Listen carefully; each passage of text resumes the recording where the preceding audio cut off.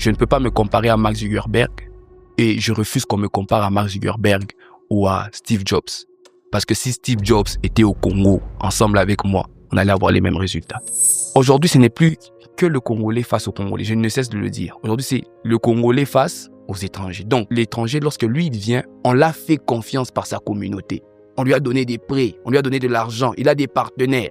Mais le Congolais, lui, lorsqu'il essaie de chercher même une structure où on peut les financer, une seule structure où on peut les financer. On a financé les Miss.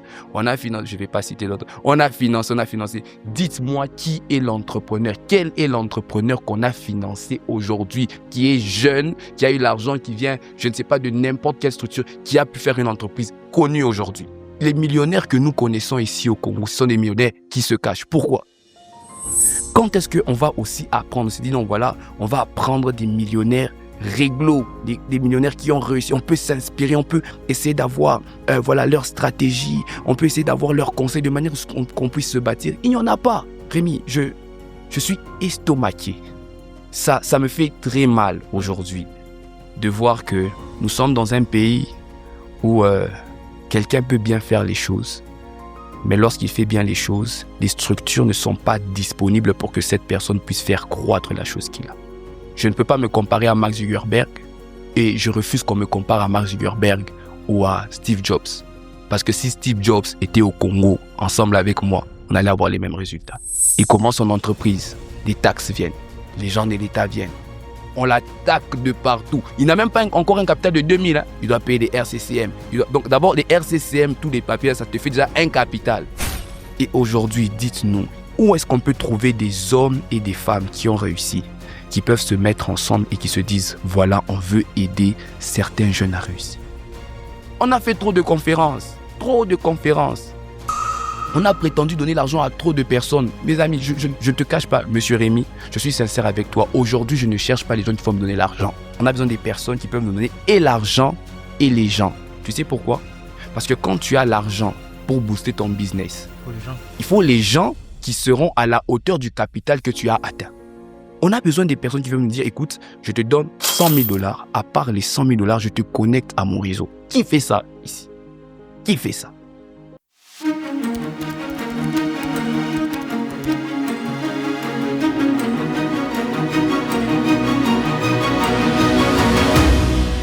Bonjour à tous et bienvenue dans ce podcast. Aujourd'hui, je reçois un invité très spécial, Monsieur Gary. Bonjour. Bonjour, monsieur Rémi.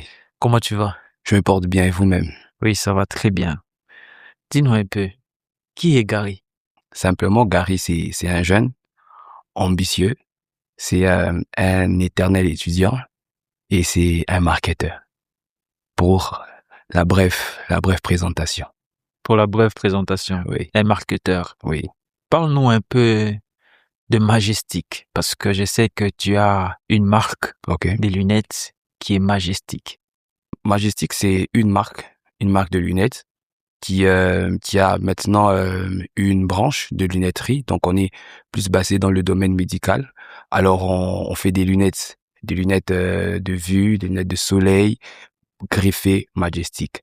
Alors, Majestic, c'est un peu ce global-là pour le moment et je crois que on va améliorer la vision année après année.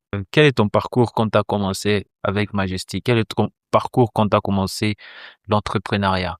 En fait, mon parcours entrepreneurial, je pourrais dire que je suis tombé dedans. J'avais bien voulu travailler. Alors, la première fois où je suis allé déposer mon CV, je me suis rendu compte qu'il y avait beaucoup de personnes qui étaient là et on m'a pas pris. Tu sais pourquoi? Pourquoi? Parce que mon CV ne présentait pas les critères de réquisition des personnes qui voulaient recruter. Alors, j'étais en 6e, j'ai fini la 6e, je me suis dit, écoute, il faudrait que je puisse travailler et que je puisse étudier en même temps. Alors, lorsque je suis allé déposer mon CV, il y avait pratiquement 100, 200 personnes qui voulaient le même poste.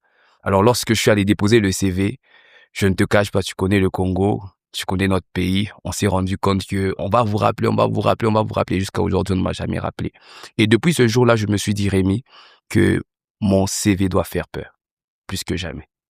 J'ai commencé à me former, j'ai pris une année sabbatique, donc une année où je n'étudiais pas, je prenais que des formations. Ma première formation, c'est une formation de Google sur le marketing digital. Ma deuxième formation, c'est une formation sur les bases du marketing stratégique à Dublin. Et ma troisième formation, c'est une formation qui est liée au Canada. Il y a plusieurs formations que j'ai eu à faire et à chaque fois que je me forme, je me rappelle du nom qu'on m'avait donné la première fois que j'ai déposé mon CV. Et c'est là même que je me suis lancé dans l'entrepreneuriat. Ton premier nom. Le premier nom. Le premier nom, c'était quoi? Le premier nom sur, ma première demande d'emploi, lorsqu'on on m'a fait mon premier nom là, c'est là que je me suis dit, voilà, il fallait que je puisse me former et avoir un CV monstrueux. Ok. Et du coup, t'as au moins combien de formations jusqu'à là? Jusque-là, j'ai pratiquement, je crois, si je me souviens bien, c'est 10, hein. Plus de 10. Plus de 10. Ouais, plus d'une dizaine, oui. Plus dans le marketing. Juste dans le marketing, oui. Pourquoi t'as décidé le marketing? En fait, pour moi, une entreprise est divisée en trois. Il y a la partie marketing, il y a la partie gestion des ressources humaines, et puis il y a la partie financière. Moi, je suis quelqu'un qui est dynamique. Je suis quelqu'un qui aime l'attaque. Je suis quelqu'un qui aime l'évolution et la productivité. Et pour moi, je crois que parmi ces trois domaines, le domaine qui permet à une entreprise d'attaquer, c'est quoi? Marketing. C'est le marketing. C'est le marketeur qui va chercher le client. C'est les marketeurs qui essayent de présenter l'entreprise à d'autres personnes. C'est les marketeurs qui essayent de développer ou d'élargir le champ de vision d'une entreprise. Le gestionnaire ou le GRH, il est là pour gérer les gens. Et il n'y a pas des gens s'il n'y a pas de clients. Il n'y a pas d'argent s'il n'y a pas de clients. Alors pour moi, j'ai voulu être attaquant. Je voulais être un numéro 10 dans une entreprise et j'ai choisi marketing. Donc pour toi, le numéro 10 dans une entreprise, c'est le marketing. C'est le marketeur, oui. Ok. Et vu qu'aujourd'hui, qu'on parle sur un thème qui est le branding d'une entreprise, c'est quoi le branding d'une entreprise pour toi? Pour moi, le branding d'une entreprise, c'est le paysage que présente une entreprise vis-à-vis d'une population. Le branding, c'est l'image, le visage, les couleurs, les formes, tout ce qui peut représenter une entreprise vis-à-vis d'une personne ou d'une population. Et je dirais, pour moi, aujourd'hui, le branding, il est important. Tu sais pourquoi, Rémi? Oui, pourquoi? Parce qu'aujourd'hui, on est à l'ère du numérique. Oui. L'ère du numérique nous fait entrer dans un combat qu'on appelle le combat d'images, la lutte des images, la bataille des images. Et le fait que nous entrons dans une bataille des images met le branding en avant. Pourquoi? Parce que si tu ne présentes pas bien, tu ne vends pas. Si tu n'affiches pas bien, tu ne vends pas. Ouais. Est-ce qu'une image peut grandir sans le branding exactement? On a l'ère du numérique. Oui, tu l'as dit. On a l'ère du numérique. Dire qu'une marque peut grandir sans le branding, c'est faux. Totalement faux en ce moment. Parce que le canal par lequel les informations aujourd'hui sont les plus fluides, c'est les réseaux. Les réseaux sociaux. Des réseaux sociaux. Et il est impossible de communiquer sur les réseaux sociaux si on n'a pas d'image, si on n'a pas de branding. Et pour moi, aujourd'hui, sans branding, avoir un impact réel dans la population, c'est carrément impossible. À part si vous êtes dans le lobbying ou si vous êtes dans le bouche à oreille. Et je crois que pour ça, en tout cas, il faut être très, très, très fort pour réussir comme ça. Et comment est-ce que tu utilises tes réseaux sociaux pour faire des ventes? Comment est-ce que j'utilise les réseaux sociaux pour faire des ventes? Pour attirer les gens pour venir vers toi, pour attirer les gens pour venir vers ton shop des lunettes Majestic. Comment est-ce que tu utilises les réseaux sociaux pour ça? En fait, j'aimerais aller d'une manière plus pragmatique. Les réseaux sociaux, pour moi, c'est un canal par lequel on passe, n'est-ce pas? Et chaque réseau social a un moyen par lequel les personnes sont touchées. Je donne un exemple simple. Je vends des lunettes. En vendant les lunettes, je me rends compte que, vu que nous sommes dans l'ère du numérique et que nous sommes censés communiquer d'abord avec les images, je commence avec Instagram. Parce que ma cible, c'est les jeunes. Et les jeunes sont sur Instagram, majoritairement. Quand tu es sur Facebook, on a plus des personnes âgées. Et lorsque tu es sur Facebook, c'est plus les images et les textes, d'accord? Et quand tu es sur LinkedIn, c'est plus les textes et les images après. Alors, moi, j'essaie d'utiliser chaque réseau social en fonction de sa thématique pour que je puisse maximiser les retours des clients afin que, voilà, les clients puissent acheter mes produits. Pour Instagram, je mets plus de l'emphase sur les émotions vu qu'on est sous les images. Je mets les emphases sur les émotions. Je prends une paire de lunettes. Je prends une belle fille. D'accord? Et lorsque je la prends, je mets ma paire de lunettes. Toutes les personnes qui achètent en fonction des émotions qu'ils sont en train de ressentir, d'accord? Ils ressentent des émotions lorsqu'ils voient l'image. Après avoir vu l'émotion, ils se disent, bon, d'accord, je vais les contacter. Pourquoi? Parce que l'émotion que je ressens, c'est l'émotion que j'ai envie de ressentir lorsque je vais acheter le produit. Ça, c'est sur Instagram. Deuxième des choses, c'est sur Facebook. Facebook, c'est plus, je pourrais dire quoi, la logique. Okay. Quand tu vas sur Facebook, les gens écrivent des longs textes et très souvent, les photos sont floues. Je ne sais pas si tu as remarqué. Ouais. Parce que la majeure partie des personnes qui sont sur Facebook, ce sont des parents. Et les parents fonctionnent avec la logique Rémi. Donc, il faudrait que tu puisses essayer de décrypter ce que tu fais, essayer de montrer une certaine logique. Non, on est dans le domaine médical, on fait des lunettes de vue, on fait des lunettes photogrées, on fait des lunettes double fouet. Donc, il faudrait qu'il y ait des textes qui accompagnent l'image. Et lorsque tu es sur LinkedIn, tu vas te rendre compte que là-bas, majoritairement, les gens aiment écrire des longs textes, d'accord, pour expliquer comment est-ce que, voilà, vous vendez, qu'est-ce que vous faites et tout ça. Et puis, vous allez vendre facilement. Mais une question que j'aimerais te poser, Rémi. La majeure partie des personnes, j'aime souvent le terme la majeure partie. Oui. La majeure partie des personnes qui se trouvent sur LinkedIn, ce sont des chefs d'entreprise, d'accord? Oui. Bon. Oui, je suis d'accord avec Ce sont des chefs d'entreprise, entre guillemets. Entre guillemets. Mais moi, je me suis toujours posé la question de savoir, parce que pour moi, le marketing se base en fonction de l'analyse.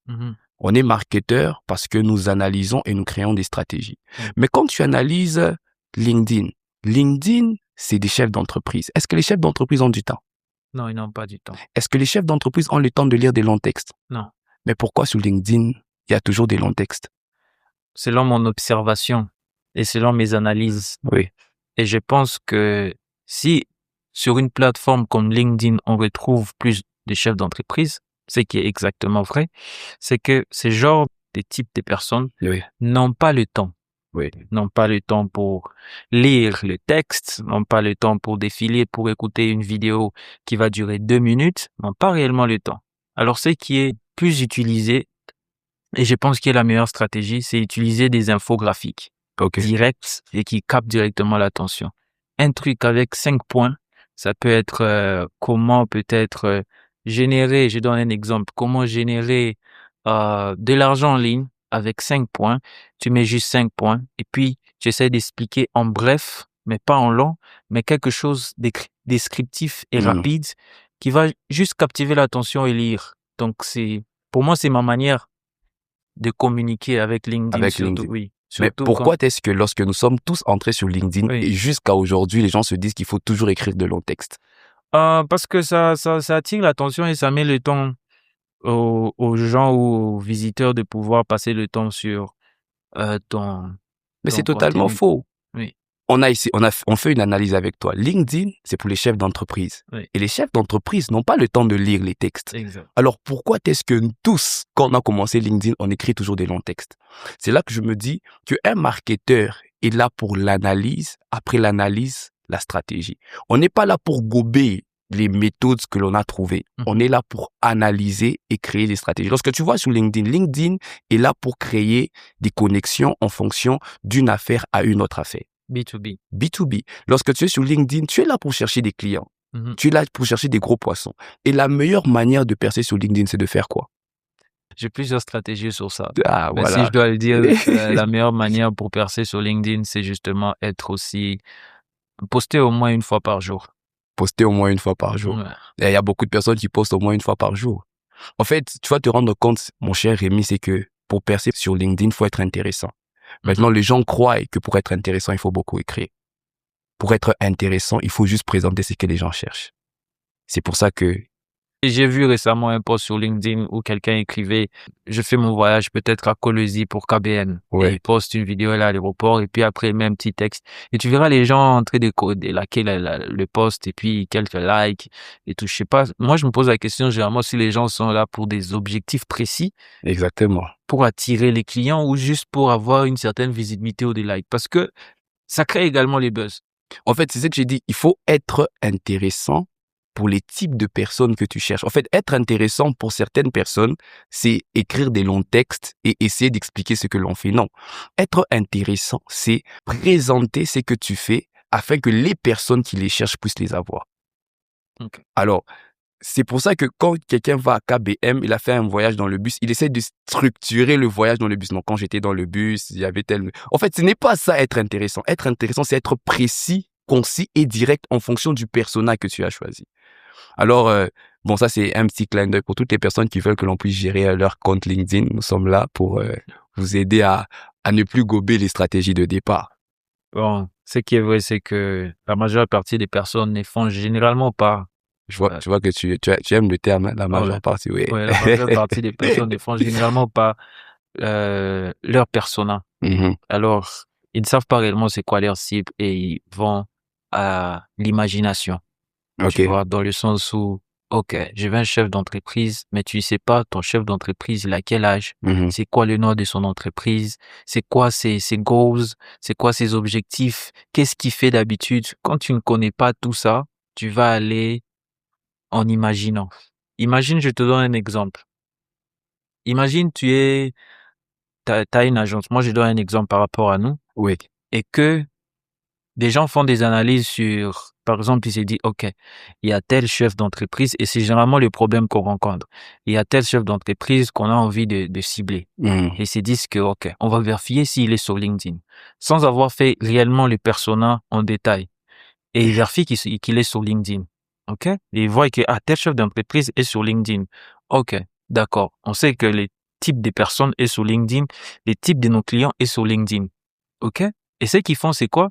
Ils se disent, OK, on va faire de la campagne sur LinkedIn, on va créer du contenu, ensuite, on va sponsoriser ça. Ouais.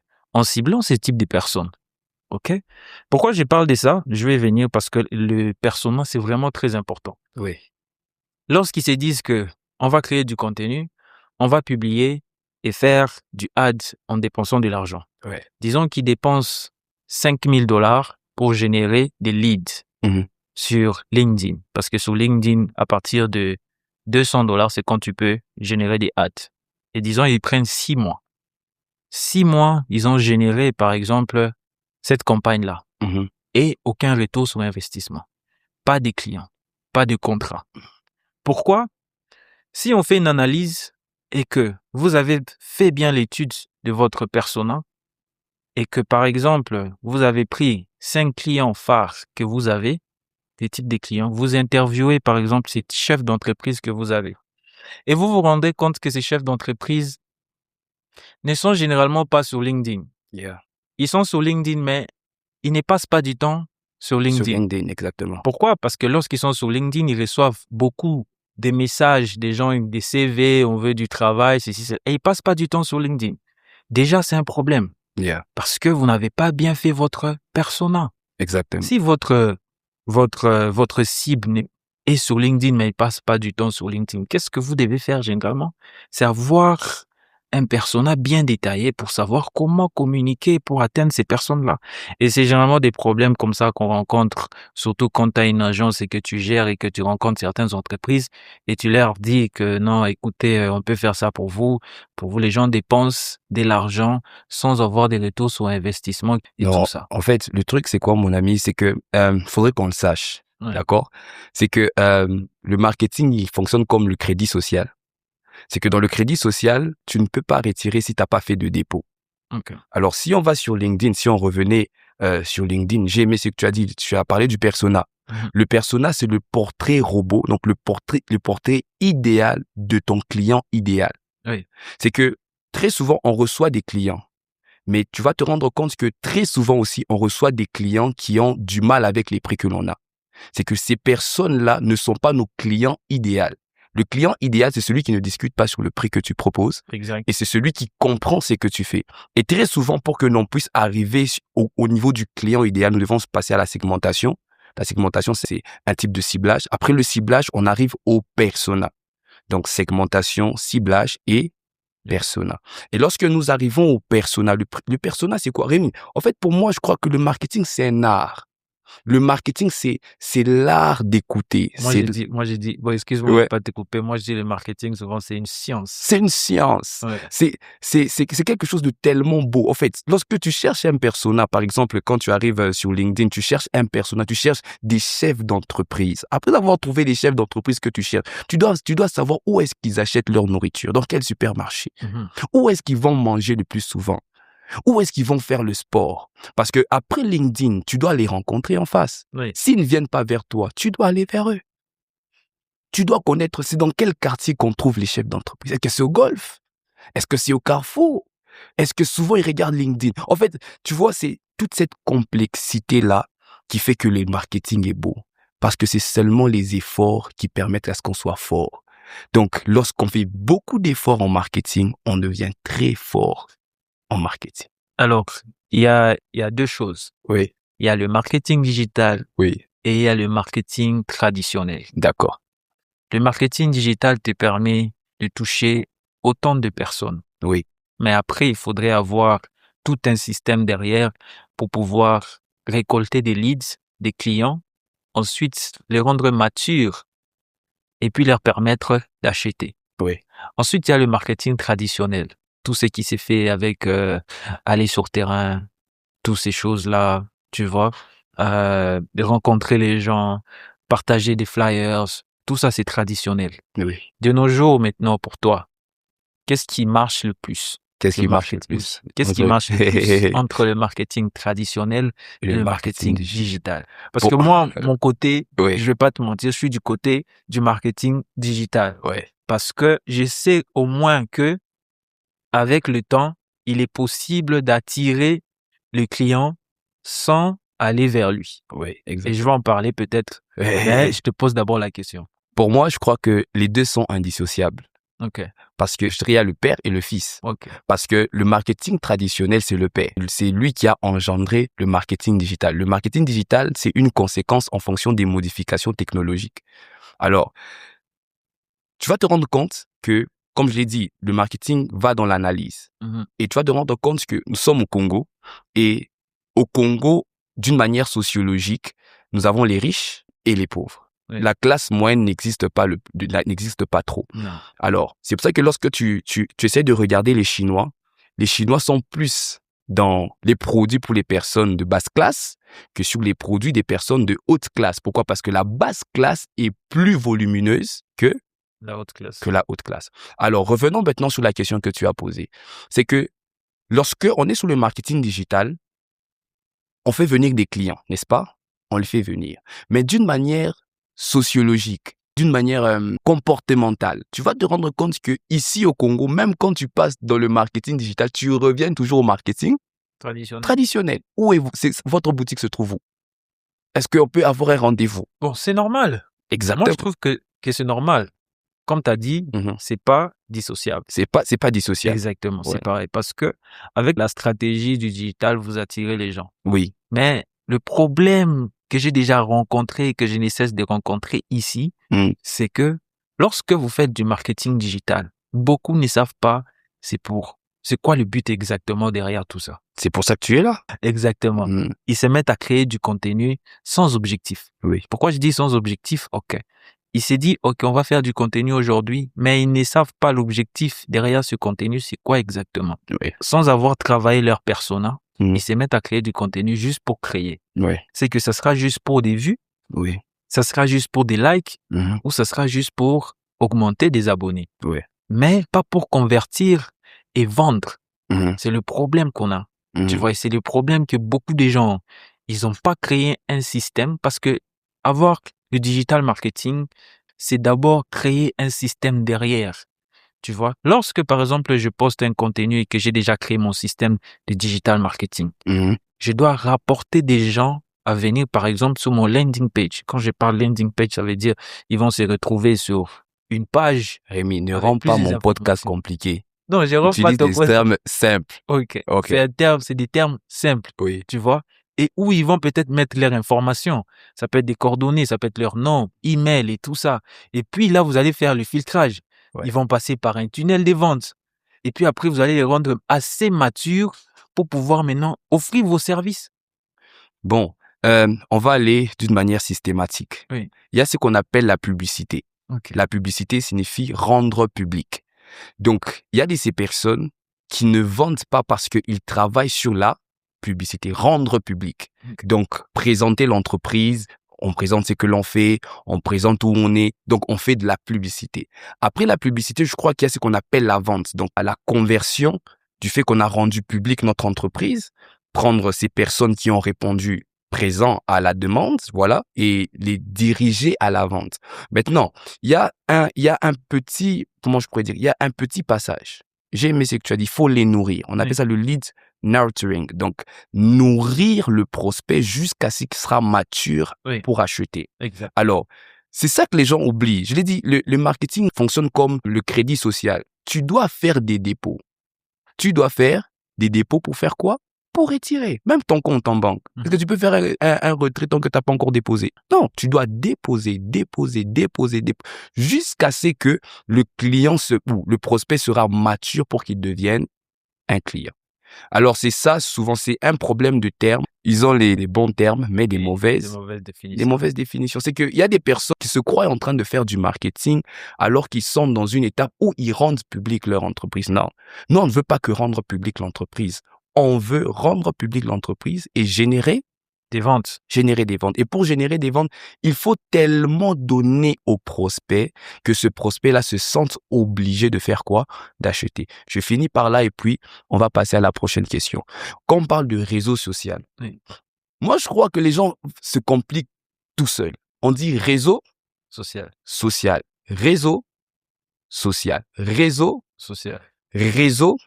Social. Donc, on se met ensemble. Et le social, c'est quoi? Il y a le terme que les gens aiment, c'est maman sociale. Oui, maman sociale. Donc, elle donne. Oui, tu donnes. Tu vois, elle aime donner. Exact. Elle fait par passion. Donc, quand on est sur un réseau social, on s'attend à ce que tu te connectes.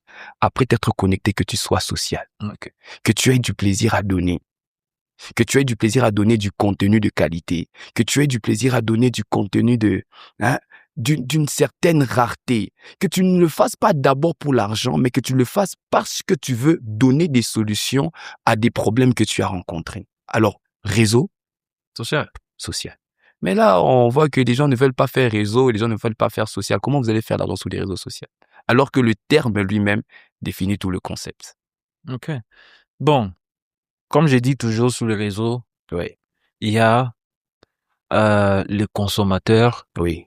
Et il y a ceux qui produisent pour récolter. Ok. Donc, on va trouver tous ces types de personnes. D'accord. Ok. Moi, je suis du côté où j'ai produit pour avoir. Pour avoir. Yeah. Ok. Et pour aider les autres. Tu vois? Je suis du côté là.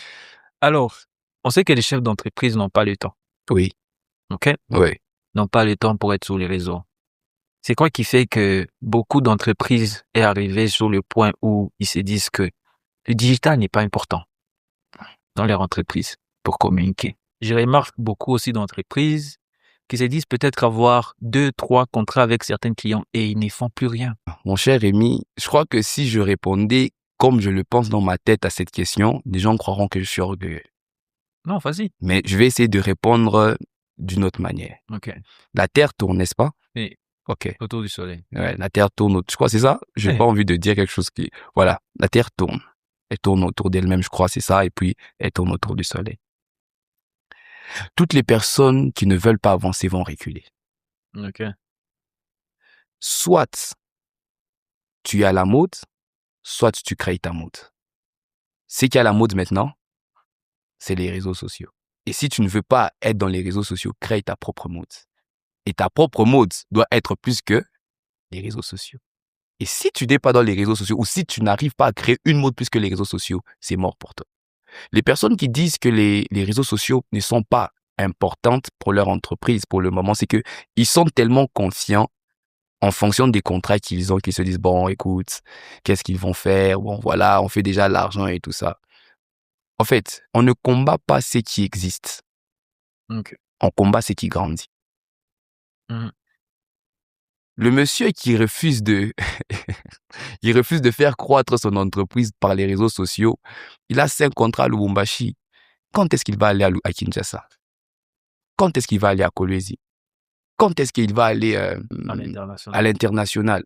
Quand est-ce qu'il parlera aussi RSE, comme Madame Karim nous avait parlé de la RSE? Oui. Quand est-ce qu'il parlera aussi RSE? C'est que je crois que le plus grand problème de ces entrepreneurs-là ou bien de ce PDG-là, c'est un problème de vision. Ta vision doit toujours être beaucoup plus grande que toi. Et si ta vision est au même niveau que toi, c'est que l'entreprise n'est pas prête de croître ou n'est pas prête à être scalable. Ok. Alors, pour toutes ces personnes, en tout cas, moi, je n'ai pas de conseils à leur donner, mais donnez-leur 10 ans, 20 ans, et on verra les résultats. J'ai tellement beaucoup de choses à parler, mais alors la question suivante. Euh, Quelle est la différence entre le branding d'une entreprise et le personal branding du fondateur? je vais essayer de répondre simplement. Le branding d'une entreprise, comme je dis, c'est la présentation, le paysage d'une entreprise, que ça soit sur les réseaux, que ça soit en présentiel. Mais le branding personnel du fondateur, c'est le branding du premier travailleur de l'entreprise. Parce que pour moi, le fondateur, c'est le premier travailleur de l'entreprise. Et Rémi, permets-moi que je te le dise, le branding, le branding du fondateur ou le branding personnel du fondateur dépend encore de la sociologie ou de l'état sociologique de chaque pays. Lorsque tu regardes Steve Jobs mettait quel vêtement? Polo, Pantene. Polo jean. Mais quand tu regardes les personal branding des fondateurs de Lubumbashi, qu'est-ce que tu vois? Soute en veste. J'ai été obligé de venir en veste chez toi parce que je sais que si je venais pas en veste, j'ai mon polo à l'extérieur, mais bon, voilà. C'est que tu vas te rendre compte que le personal branding dépend du social, donc de l'aspect sociologique d'un pays, de l'aspect culturel d'un pays. Donc ici à Lubumbashi ou au Congo, pour qu'on te reconnaisse comme chef d'entreprise, tu dois venir en Jeep, tu dois venir en veste, tu dois ressentir bon. Et puis même si tu étais noir, tu dois mettre un peu de lotion pour que tu sois clair. Donc, Ok. si tu arrivais avec une chemise des Mama Maria, là, jean, et avec tes Winston, on se dit, ah, certainement, c'est pas lui le chef d'entreprise, certainement, c'est lui l'ouvrier. Alors que normalement, comme je l'ai dit, le chef d'entreprise, c'est le premier travailleur. Si tu fais un capital de 5 000, tu vas directement te payer une Jeep. Ah. Si tu fais un capital de 10 000, tu vas directement te payer une Jeep. Avec le contexte qu'on a ici, les banques ne veulent pas nous donner des prêts. On a du mal à avoir des investisseurs. Comment est-ce que vous voulez me comparer à Steve Jobs? Steve Jobs, lui, il a eu des investisseurs. Moi, j'ai eu des investisseurs. Tu vas les trouver où? Des investisseurs qui peuvent t'accompagner, Rémi, qui peuvent aimer la vision que tu as. Et on veut directement que moi, j'ai la Jeep que Steve Jobs n'a pas eu à mon âge. Donc, moi, je trouve que c'est un problème de contexte, c'est un problème social et je trouve que c'est un problème qu'il faut régler. Ça me rappelle du podcast que j'ai eu avec M. Didia qui parlait comment est-ce que tu peux aller décrocher un contrat de $5 000 avec un polo et tu débarques pas en véhicule et tout ça. Le problème aussi, ce qui est vrai, c'est que en réalité, c'est qu'on est en train de courir sur un combat où on peut arriver sur un terrain et les blocages, c'est nos frères eux-mêmes. Oui. Tu vois? Alors, le fait de pas vouloir se présenter selon comme la culture, parce que c'est dans la mentalité de se dire peut-être moi je débarque en veste, en jeep et tout, et j'ai le monopole, tu vois, j'ai le statut, tu vois. Mais en vrai, tu vois, mais quand c'est un Chinois Un qui débarque là Chinois, en polo ouais, et tout, et on sait que, ah bon, c'est les Chinois c'est et tu sérieux. vois, c'est sérieux. En Donc, fait, Rémi, c'est pour ça que je t'ai dit que le marketing, c'est un art. Regarde, lorsque on va à l'époque coloniale, c'est que on te tape pour te donner une chemise. Bon, en fait, pour te récompenser de ton travail, on te donne une chemise. Pour te récompenser de ton travail, on te donne un pantalon. Et lorsque le reste de la troupe voyait que toi, tu étais en chemise et en pantalon, on t'acclamait. Pourquoi? Parce qu'on s'est dit que ce type a eu plus que ce que nous, on a eu. On voyait les autres, ils étaient nus, et lui, il avait la chemise, avait les... Donc, c'était lui qui était au-dessus, c'est lui qui était le suprême. Tu vois, le mal dominant. Pourquoi? Parce qu'il a travaillé, on a donné une chemise et un pantalon. Et cette mentalité-là est restée. okay. Tu vois, parce que nous, ceux qui on nous disait, nous, ce sont les Belges, d'accord? Donc, on te tape, bon, plutôt, tu travailles pour qu'on te donne une chemise, qu'on te donne un pantalon. Et quand tu travailles bien, on te donne pas de l'argent. On te donne un pantalon, on te donne un polo, on te donne tout ça. Et quand le reste de la troupe te regarde, dit, ah, certainement que ce type ici, il a eu ce que nous, on n'a pas eu. Alors, on le met au-dessus. Et c'est une pensée qui est restée d'une manière indélébile dans notre mentalité. Donc, on se dit que celui qui s'habille bien, c'est celui qui est Au-dessus. Celui qui a la voiture, c'est celui qui est. Au-dessus. Celui qui a le beau feed Instagram, c'est celui qui est. Ouais. Tu vois.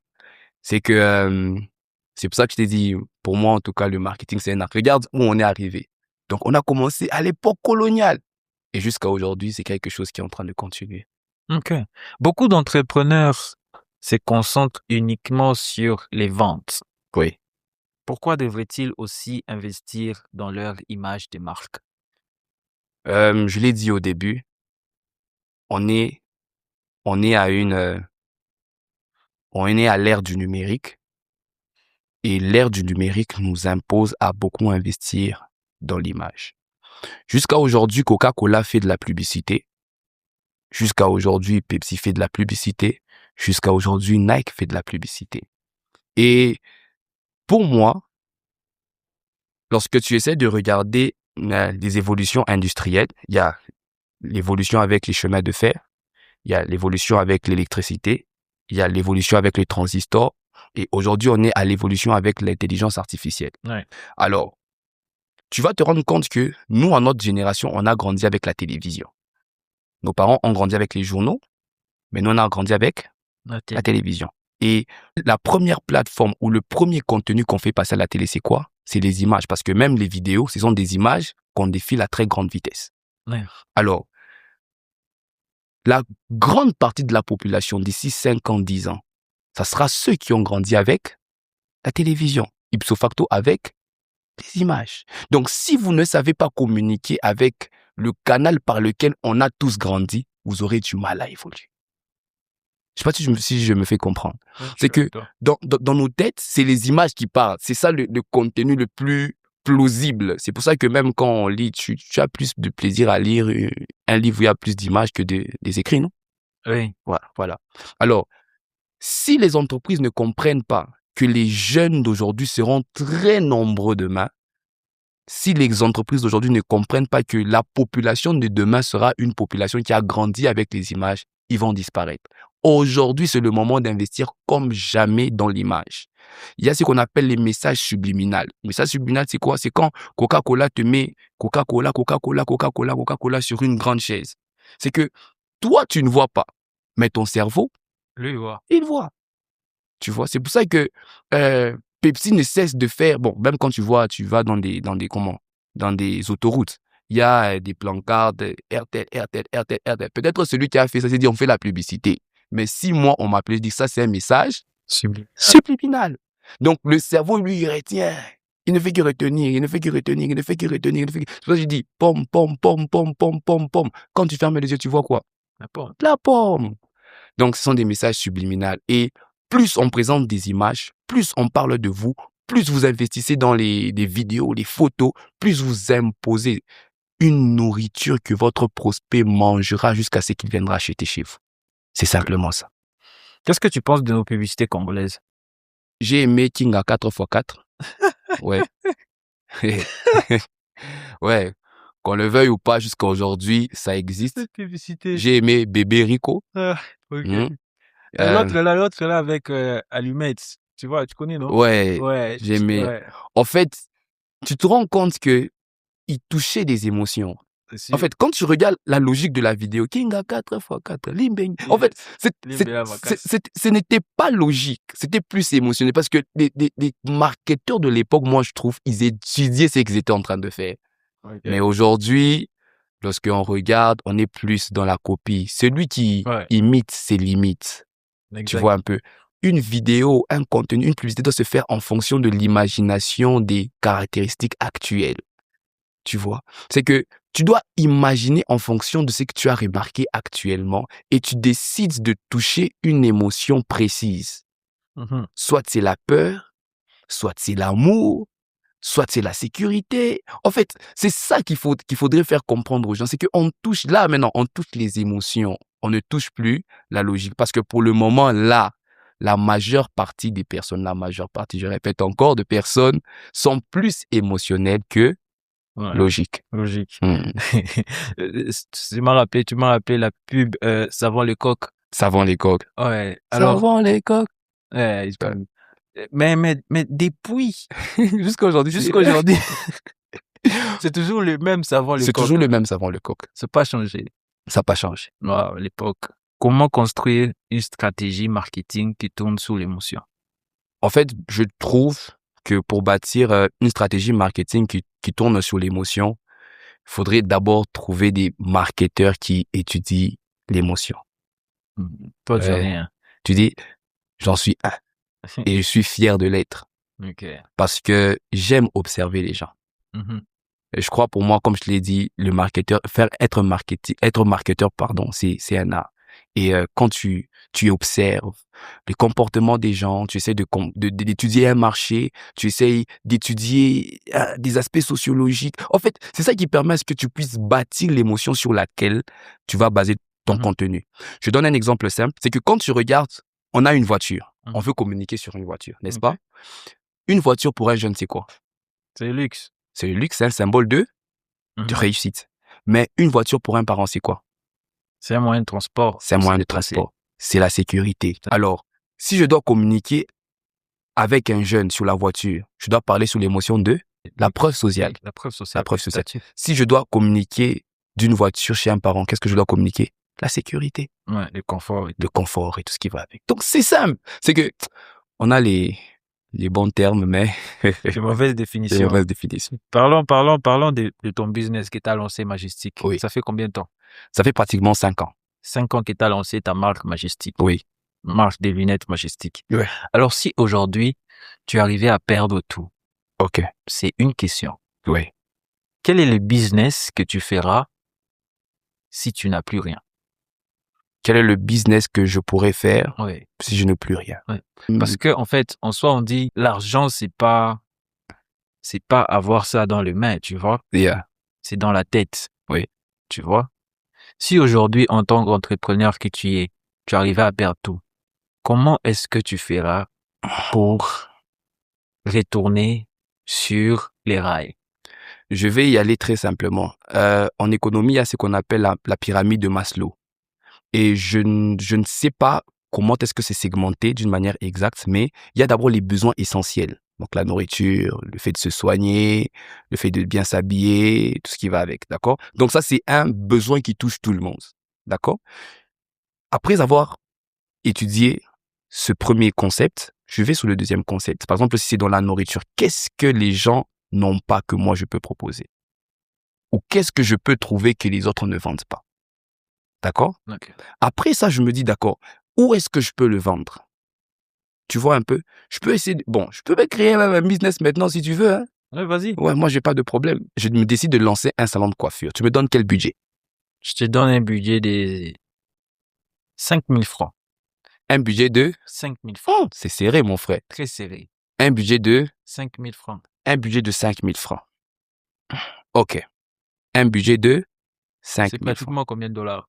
2 dollars. 2 dollars. Un budget de 5 000 francs. Un budget de 5 000 francs. Vas-y. OK. Bon, je vais pas directement lancer mon salon de coiffure. Je vais y aller très simplement. Je vais dans mon quartier. Je sais que dans mon quartier, il y a 2 cabines. D'accord? Et dans ces 2 cabines-là, on vend que les unités et les mégas. D'accord? Je sais que quand je vais en ville là-bas, en ville, il y a des écouteurs qu'on vend à 2500. Quand tu vas acheter en gros, il y a des écouteurs qu'on vend à 2500. Et en sachant, bon, je peux pas prendre des écouteurs, je prends les chargeurs qu'on vend à 2500. En gros. Et en détail, c'est 5000 francs.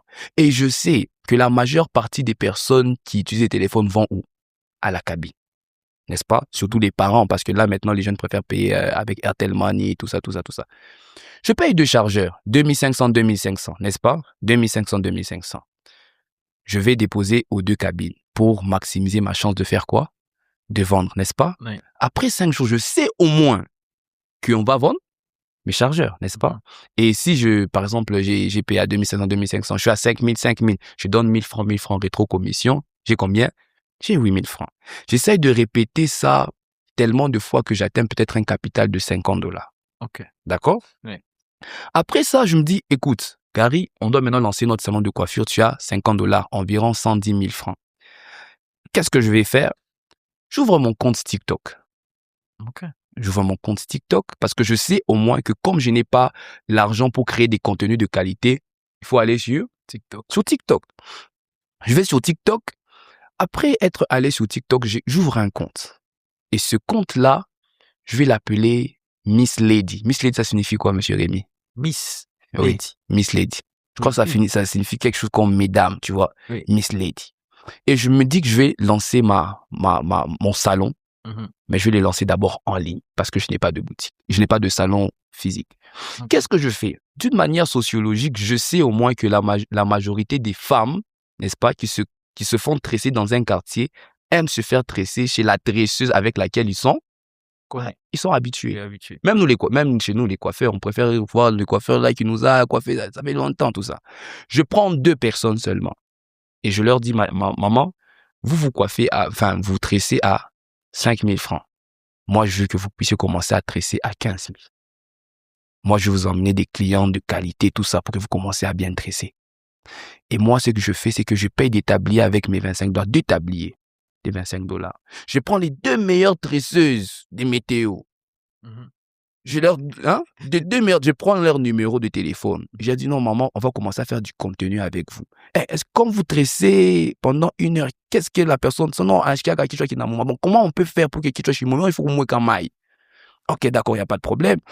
Quand vous tressez, maximum de temps, c'est combien? Non, c'est 30 minutes, c'est 1 heure, c'est 2 heures. Est-ce qu'il n'y a pas moyen de maximiser? Donc, moi, je peux maximiser les temps si je tresse avec tel produit. D'accord. Je mets en disposition tous les produits qu'il faut pour que, on puisse régler le problème des maux de tête parce que très souvent, les filles ont des maux de tête lorsqu'on les tresse. Okay. Deuxième des choses, j'essaie de régler le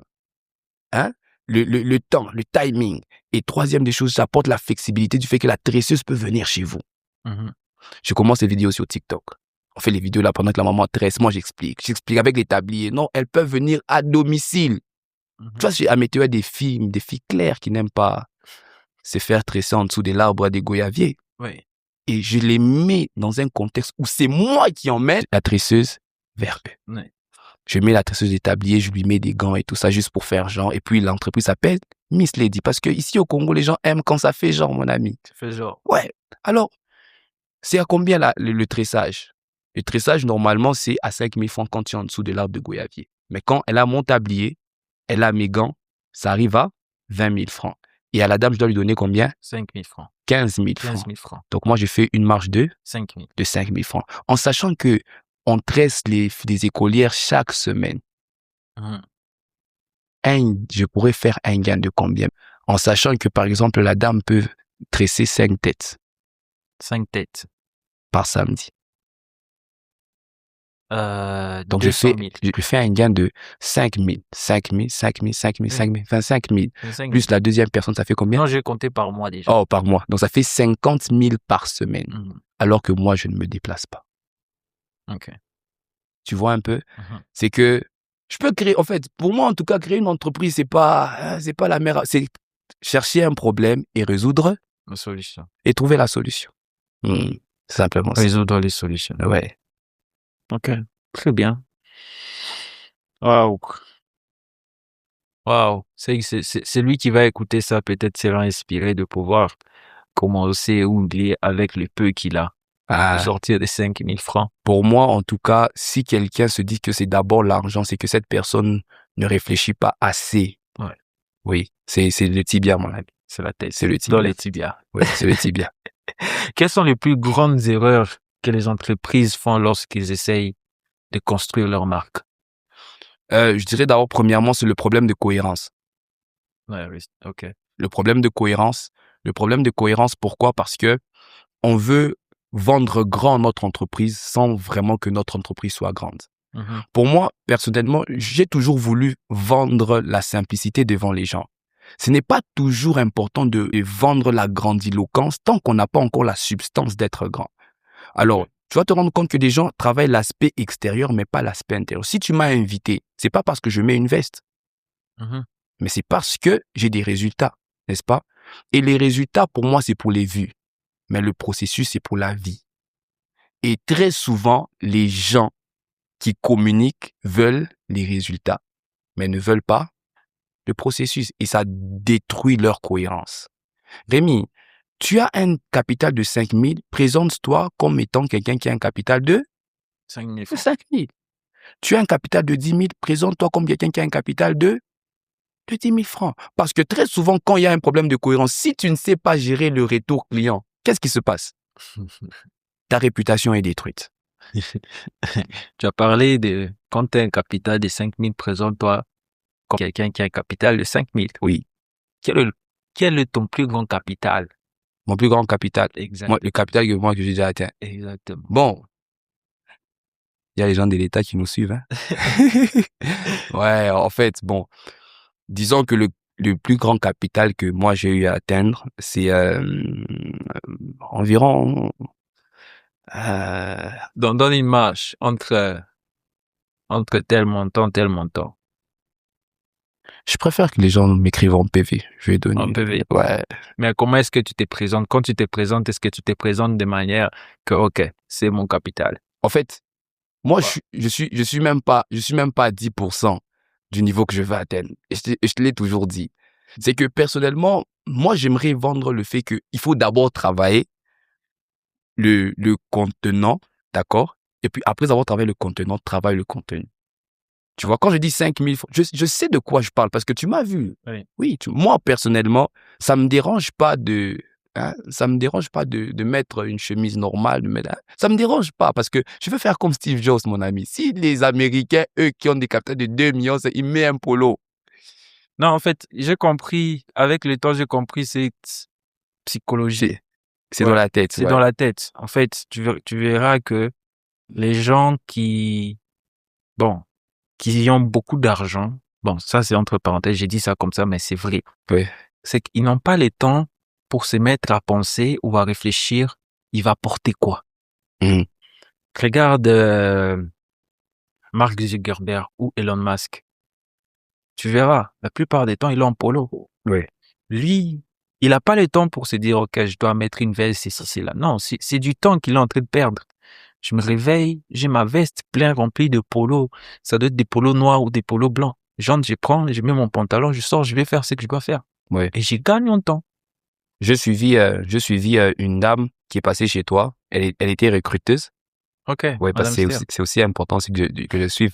Oui, elle a parlé que c'est important. Même les ongles, ça doit. Ouais. Oui, même les ongles, ça doit parler. Mais s'il n'est pas compétent, qu'est-ce qu'on fait?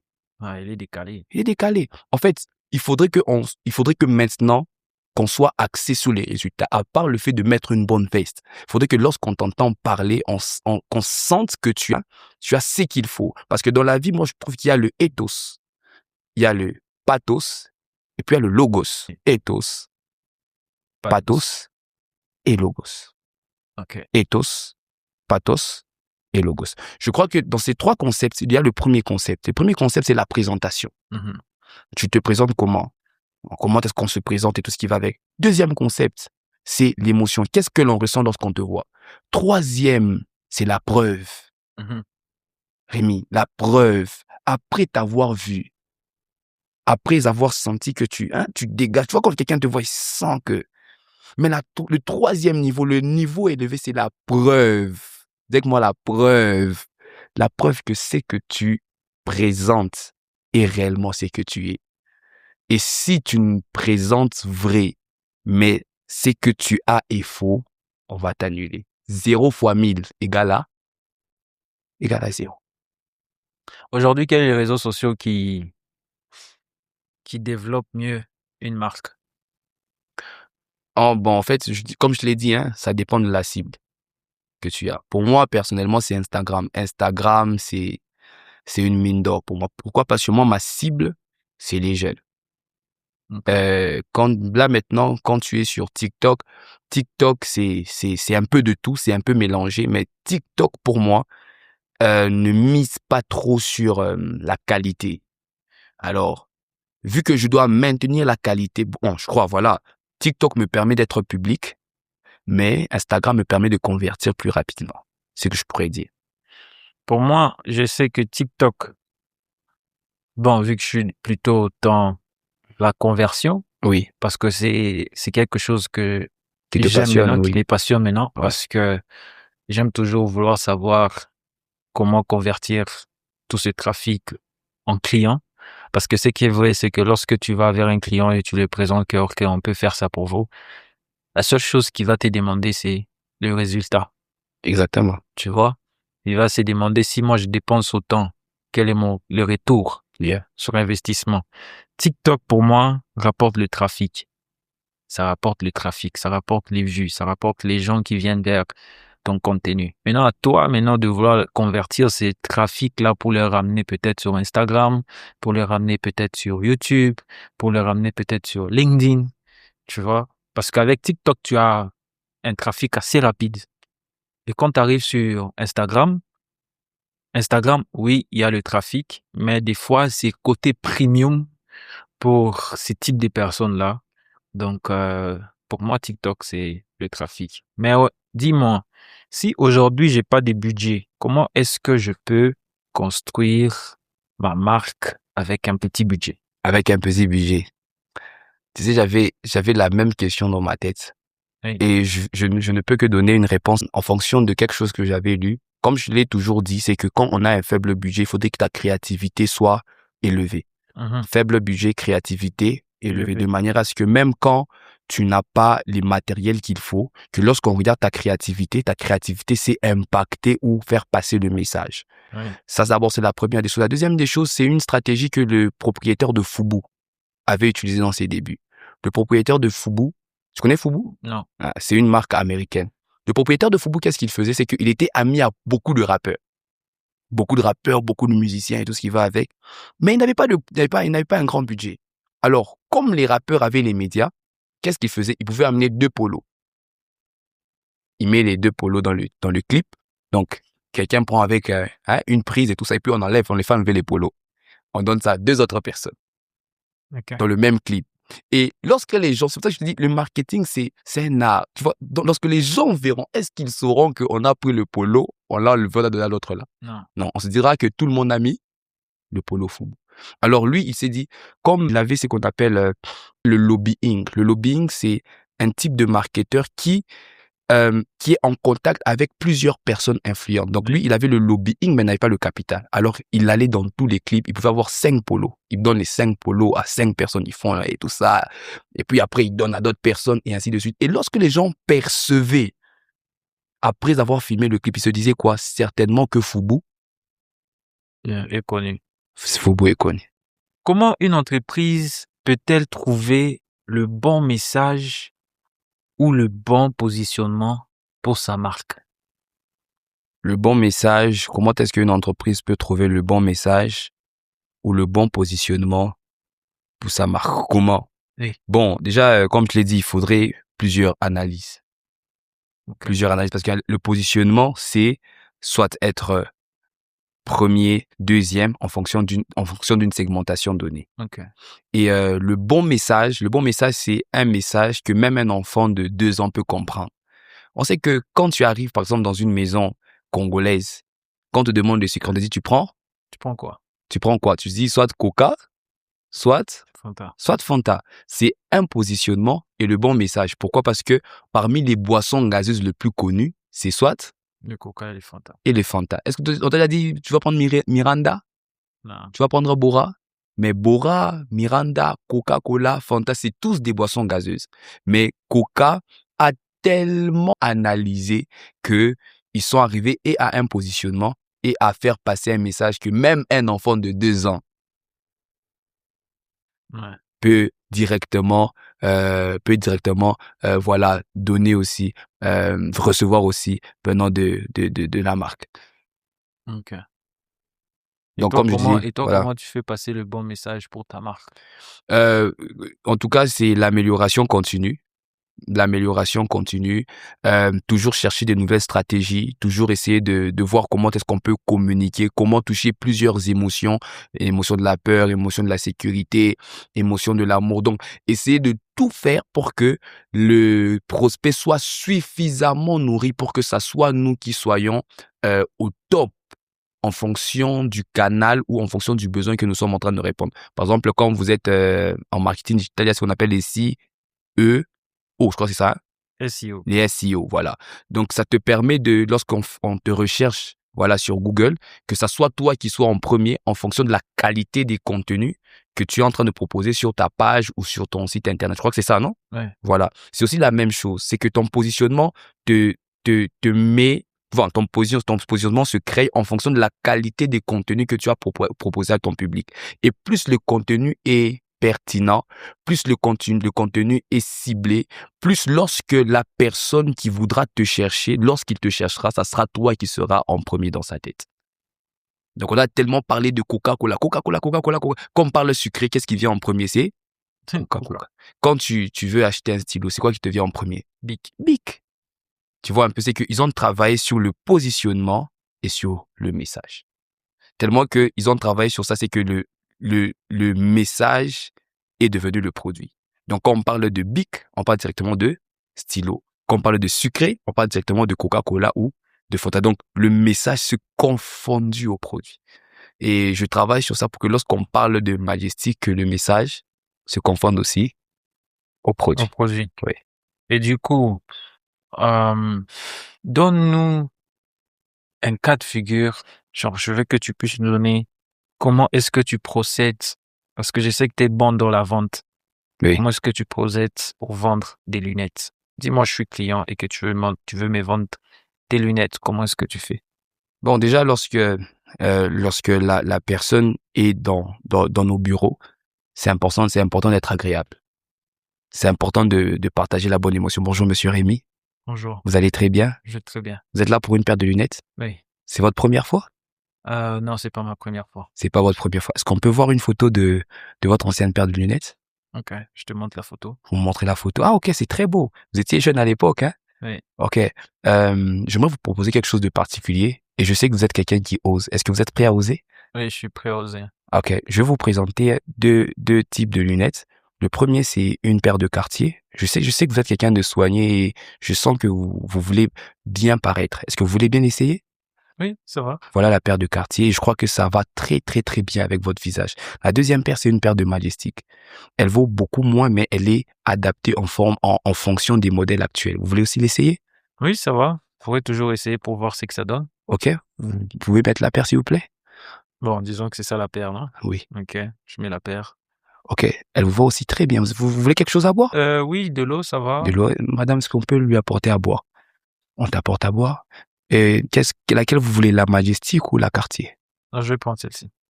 La Majestic. Ok, je trouve que vous avez fait un très, très, très bon choix. Et je suis sûr et certain que lorsque vous sortirez d'ici, les gens qui vous verront vous demanderont où est-ce que vous avez acheté la paire. Parce que pour nous, c'est obligatoire. Lorsque vous sortez d'ici, il faudrait que les gens soient estomaqués par la paire que vous êtes en train de mettre. Ok. Oui. Ok. Merci pour ce petit cas de figure. Ouais. Je vois que tu es bon en vente et que tu fais bien ton travail. Il y avait une question quand vous parlez de la concurrence. Oui. Sur la concurrence. Par rapport à la concurrence, je sais qu'il y a ce qu'on dit l'océan bleu, L'océan rouge. Oui. Comment est-ce que toi, tu réagis par rapport à la concurrence? Je vais essayer d'entrer dans l'océan rouge pleinement. Tu sais, mon ami, je dois te le dire. Et je dois te le dire sincèrement. On a bon, je dirais pas une difficulté, mais on a un très grand défi. Aujourd'hui, certaines personnes veulent se comparer à Mark Zuckerberg. Certaines personnes veulent se comparer à Steve Jobs, alors que nous n'avons pas les mêmes moyens ou les mêmes accès que Steve Jobs ou Mark Zuckerberg. L'océan rouge, c'est un océan où quelqu'un peut t'attaquer, d'accord, attaquer ton entreprise d'une manière directe ou d'une manière indirecte, lorsqu'il sent que tu es en train de croître dans son domaine. Aujourd'hui, moi, par exemple, je lance une entreprise avec un capital qui vient de ta propre poche. Mais quand tu regardes Mark Zuckerberg, quand tu regardes voilà, Steve Jobs, ce sont des personnes qui ont eu l'idée dans un garage, mais l'idée n'est pas restée que dans le garage. L'idée est aller chez des investisseurs, une structure d'investisseurs qui ont mis 200 000, 300 000, qui a permis à ce que le projet puisse, voilà, être, n'est-ce pas, être grand, être scalable. Mais nous, aujourd'hui, on a commencé nos projets dans le garage et on bâtit nos projets dans le garage. Maintenant, cher Rémi, c'est que aujourd'hui, ce n'est plus que le Congolais face au Congolais. Je ne cesse de le dire. Aujourd'hui, c'est le Congolais face aux étrangers. Donc, il y a le Congolais qui a son propre capital qui se lance et il y a l'étranger qui vient avec les capitaux de son pays. Maintenant, quand on prend le Congolais vs l'étranger qui vient avec les capitaux de son pays, c'est qui gagne? L'étranger. C'est l'étranger. Donc, si le Congolais n'est pas précis, concis, n'est pas expert dans son domaine, Rémi, on te mange dans l'océan rouge. L'étranger vient avec un prêt qu'on a donné par les banques de son pays avec un taux zéro. Le compatriote congolais, il va dans les banques, il se rend compte qu'il n'y a pas de banque congolaise. Et quand il essaye de prendre un prêt, c'est avec un pourcentage de 17%, de 25%. L'étranger, lorsque lui, il vient, on l'a fait confiance par sa communauté. On lui a donné des prêts, on lui a donné de l'argent, il a des partenaires. Mais le Congolais, lui, lorsqu'il essaie de chercher même une structure où on peut les financer, une seule structure où on peut les financer. On a financé les Miss. On a financé, je ne vais pas citer l'autre. On a financé. Dites-moi qui est l'entrepreneur. Quel est l'entrepreneur qu'on a financé aujourd'hui, qui est jeune, qui a eu l'argent, qui vient, je ne sais pas, de n'importe quelle structure, qui a pu faire une entreprise connue aujourd'hui. Qui est devenu millionnaire. Qui est devenu millionnaire. Les millionnaires que nous connaissons ici au Congo sont des millionnaires qui se cachent. Pourquoi? Quand est-ce qu'on va aussi apprendre? On s'est dit, non, voilà, on va apprendre des millionnaires réglo, des millionnaires qui ont réussi. On peut s'inspirer, on peut essayer d'avoir voilà, leur stratégie, on peut essayer d'avoir leurs conseils de manière qu'on puisse se bâtir. Il n'y en a pas. Rémi, je suis estomaqué. Ça me fait très mal aujourd'hui de voir que nous sommes dans un pays où quelqu'un peut bien faire les choses. Mais lorsqu'il fait bien les choses, les structures ne sont pas disponibles pour que cette personne puisse faire croître la chose qu'il a. Je ne peux pas me comparer à Mark Zuckerberg et je refuse qu'on me compare à Mark Zuckerberg ou à Steve Jobs. Parce que si Steve Jobs était au Congo ensemble avec moi, on allait avoir les mêmes résultats. Il commence son entreprise, les taxes viennent. Il commence son entreprise, les gens de l'État viennent. Il commence son entreprise, on l'attaque de partout. Il n'a même pas encore un capital de 2000. Hein. Il doit payer, c'est pas, les permis d'ouverture. Il doit payer les RCCM. Donc, d'abord, les RCCM, tous les papiers, ça te fait déjà un capital. Ça fait déjà son capital. Ça fait déjà son capital. Et aujourd'hui, dites-nous, où est-ce qu'on peut trouver des hommes et des femmes qui ont réussi, qui peuvent se mettre ensemble et qui se disent, voilà, on veut aider certains jeunes à réussir. On a fait trop de conférences. On a prétendu donner l'argent à trop de personnes. Mes amis, je ne te cache pas, monsieur Rémi, je suis sincère avec toi. Aujourd'hui, je ne cherche pas les gens qui vont me donner l'argent. Nous, on veut des gens on a besoin des personnes qui peuvent nous donner et l'argent et les gens. Tu sais pourquoi? Parce que quand tu as l'argent pour booster ton business, il faut les gens qui seront à la hauteur du capital que tu as atteint. On a besoin des personnes qui veulent me dire, écoute, je te donne 100 000 $. À part les 100 000 $, je te connecte à mon réseau. Qui fait ça ici? Qui fait ça? Monsieur Rémi, qui fait ça? On se plaint des jeunes, oh non, les jeunes, ils ont escroqué. Vous êtes parti chez quels jeunes qui vous ont escroqué? Quels jeunes? Des mauvaises personnes. Oui, il faut les ciblages. Oui. Il faut les ciblages. Alors, monsieur Rémi, je ne vous cache pas, la concurrence est rude. Les jeunes ne veulent, entre guillemets, les jeunes veulent avoir des diplômes mais sans compétences. Tous les jeunes veulent entreprendre. Un entrepreneur est différent d'un opportuniste. Un opportuniste saisit les opportunités. Un entrepreneur règle des problèmes. Et pour régler des problèmes, il faut avoir la matière. On voit des jeunes qui ne veulent plus se former. On voit des jeunes EI, n'est-ce pas? On voit des jeunes EI. Oui, c'est vrai, tu es tu demandes des réponses et tout ça. D'accord, il n'y a pas de problème. Mais pour régler un problème, il faut avoir la matière. Et dans ce complexe dans lequel nous sommes, dans le contexte dans lequel nous sommes, monsieur Rémi, c'est pour ça qu'on prie beaucoup. Je prie Dieu, monsieur Rémi. C'est pour ça qu'on prie au Congo. Je prie Dieu que les choses puissent s'améliorer. On espère bien que les choses vont s'améliorer. Oui. Voilà pourquoi également on a fait part de ces podcasts ici. Merci. Pour essayer de creuser et de pouvoir trouver des têtes qui font des choses, qui touchent, qui impactent, qui veulent changer les choses. Oui. Ne nous comparez plus à des Steve Jobs. On n'a pas eu les mêmes moyens. Ne nous comparons plus. On n'est pas dans le même environnement. Oui, on n'est pas dans le même environnement. On n'est pas dans le même environnement, monsieur Rémi. Ouais. Ça fait mal, mais on n'est pas dans le même environnement. Laissez-nous porter nos polos. Laissez-nous nous rechercher sur nos motos. Laissez-nous en train de chercher de l'argent. Steve Jobs a payé sa voiture avec l'argent des investisseurs. Moi, vous voulez que je tue mon capital pour me payer une voiture pour vous impressionner? Jamais. Jamais, mon ami. Jamais. Laissez-nous travailler, laissez-nous dans le processus et je crois que on va y arriver. Ouais. Tôt ou tard. Exactement. Avec l'évolution, tu as parlé de l'AI. Oui.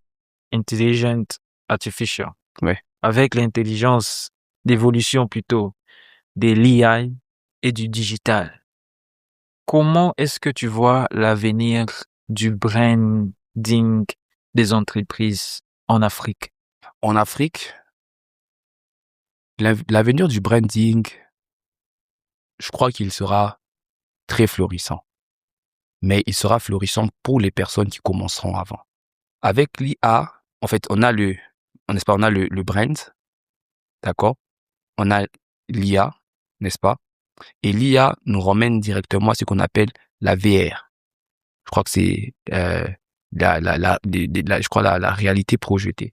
Je crois qu'il y a aussi Meta qui avait lancé le projet où tu sais directement mettre un casque, n'est-ce pas? Ouais. Et tu te projettes dans quelque chose. Alors, l'IA va certainement nous emmener dans un environnement artificiel. Et l'environnement artificiel nous poussera à travailler encore plus sur l'image que nous devons projeter de notre entreprise. Parce que l'image artificielle ne projettera que ce qui est disponible de vous dans un contexte numérique. Et l'homme n'a pas beaucoup de temps, mais l'homme a beaucoup d'attention.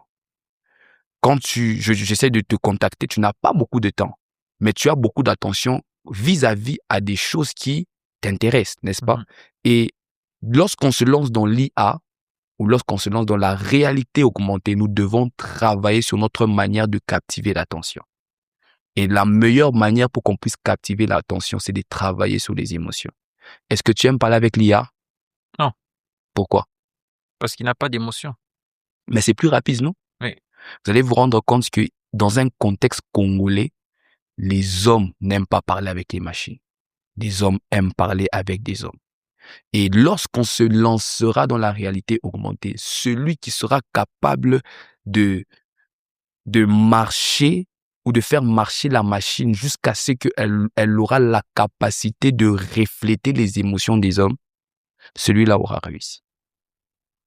Okay. Ouais. C'est quelque chose d'un peu plus complexe, mais on évolue et la connaissance est progressive. Je crois que le jeune Congolais d'aujourd'hui qui suivra le podcast comprendra ce que je suis en train de dire. Ouais, je pense que c'est un sujet assez large à discuter. Oui. Parce que j'ai reçu beaucoup de gens à parler sur les sujets de l'IA et c'est vraiment large. Mm-hmm.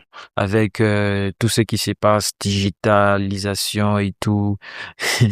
Et récemment, je suis tombé sur une vidéo sur le TikTok, un monsieur qui parlait sur comment est-ce que l'État congolais amena des taxes sur le numérique et tout ça. Mais bon. Non, mais il faudrait qu'on en parle, monsieur Rémi. Ouais. Si vous voulez nous demander beaucoup, donnez-nous beaucoup. Mm-hmm.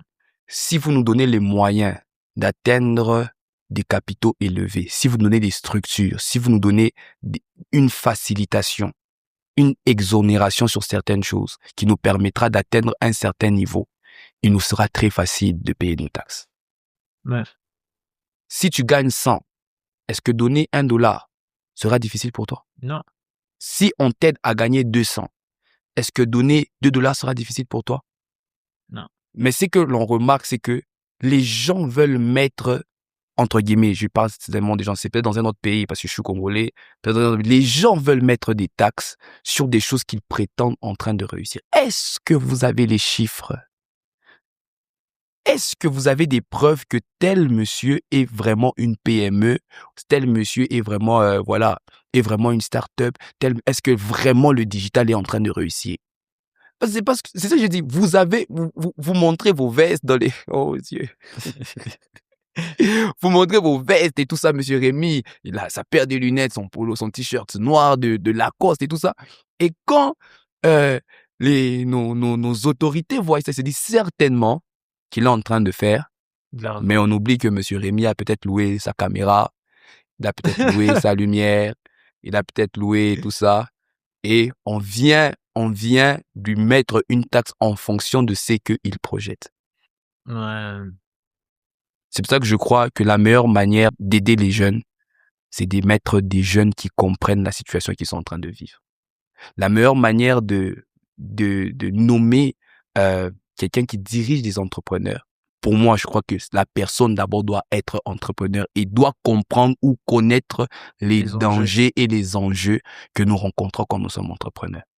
C'est bien beau de mettre, mais bon, on évolue quand? Ouais. On évolue quand? Je pense que on va s'arrêter là parce que le sujet va aller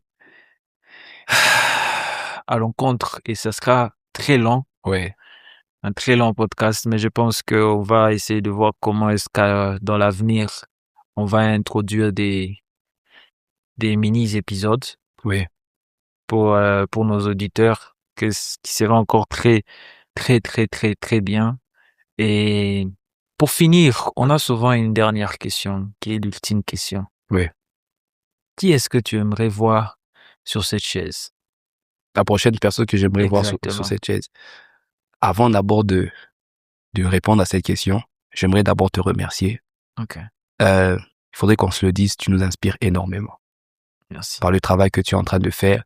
Je remercie aussi ceux qui m'ont précédé sur cette chaise. Je te l'avais dit, je ne voulais pas me mettre sur cette chaise parce que on se connaît. Je voulais le mériter. Ok. Et je sais que si j'ai reçu l'invitation, c'est que peut-être à 2%, je le méritais. Je voulais remercier toutes les personnes de qualité qui sont passées ici. Je voulais aussi remercier toutes les personnes qui se battent de là où ils sont pour faire évoluer l'économie de notre pays. Moi, la prochaine personne que j'aimerais voir sur cette chaise, je ne te cache pas, Ouais. c'est le président de la République. Ok. J'aimerais bien que pour une fois, que notre papa à tous, ouais, vienne nous aider, qu'il ne soit pas que loin de nous, mais qu'il soit près de nous et qu'il voie vraiment que les jeunes sont en train de se mobiliser pour faire évoluer les choses. Ok. Merci pour cette invitation. Merci beaucoup, Monsieur Rémi. Ouais. Et toi qui nous suis, je pense que tu apprécies cet épisode. Partage la vidéo, like et aussi n'oublie pas d'intégrer à la communauté parce qu'il y a un lien en dessous de cette vidéo où tu pourras mettre tes coordonnées et accéder à la communauté. Et je dis sincèrement merci à Monsieur Gary d'avoir également accepté l'invitation. Merci beaucoup. Merci pour ce partage et merci pour le partage de ta connaissance. Debout Kobolé. Tu as mis en rouge. Oui, Debout Kobolé. Merci.